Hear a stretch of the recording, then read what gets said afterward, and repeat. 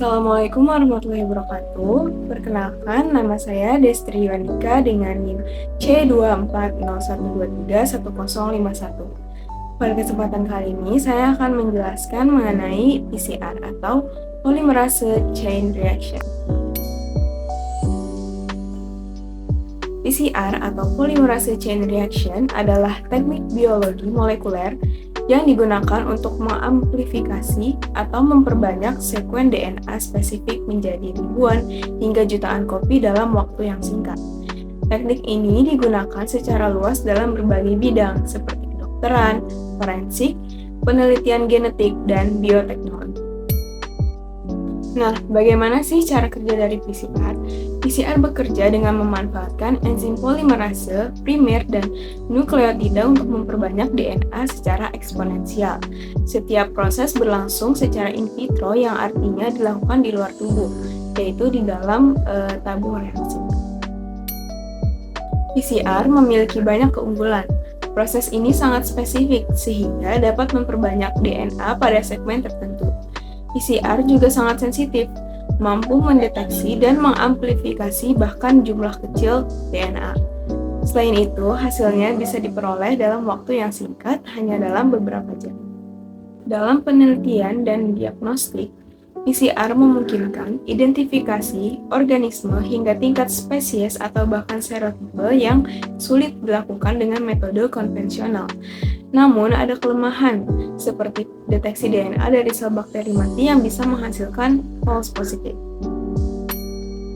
Untuk melakukan PCR, tentunya diperlukan tahapan-tahapan.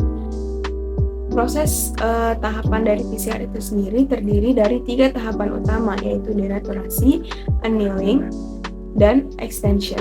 Setiap tahapan ini berulang dalam 30 siklus.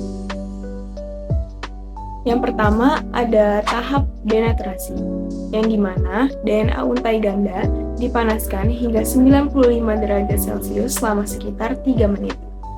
Suhu tinggi ini memisahkan kedua untai DNA sehingga menjadi untai tunggal yang siap untuk tahapan berikutnya, yaitu tahap annealing.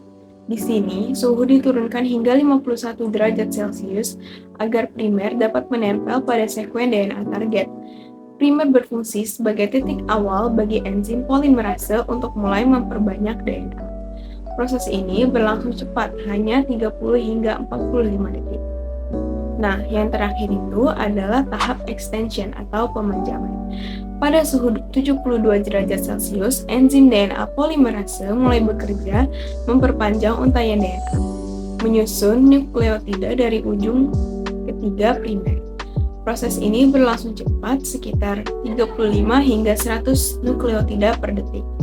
Dengan panjang DNA target 2000 pasang massa, 1 menit sudah cukup untuk memperpanjang DNA. Ketiga tahapan ini berulang hingga 30 siklus dengan setiap siklus menggandakan jumlah DNA yang ada. Pada akhir siklus terakhir, tahap extension diperpanjang hingga 5 menit untuk memastikan semua produk DNA terbentuk dengan sempurna.